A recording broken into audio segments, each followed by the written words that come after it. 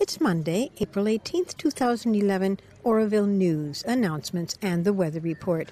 It's slightly overcast today, 27 to 32 degrees Celsius, humidity 62 to 78%, with southeasterly winds 7 to 23 kilometers per hour.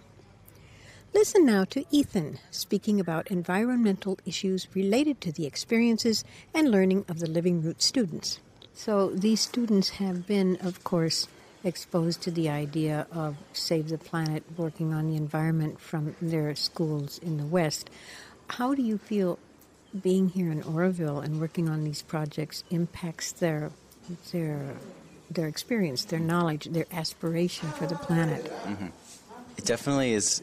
Coming to Auroville is it's a very different experience from what they're used to in the United States. Primarily, is where they're coming from, and so they're getting put into a community that's doing a lot of this work already, but also dealing with all the challenges of developing India right now. And so it's a totally different perspective to take, and really it shocks them a lot when they get here.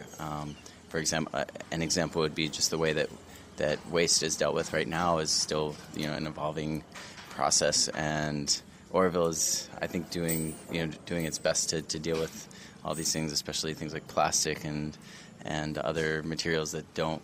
In the States, we just have these giant industrial systems to recycle plastic and metal and all of these things, and it's dealt with very, very differently here. But I think it's a good learning experience for them to see how that's happening around the world and what the impacts, particularly of globalization, are on people in other countries.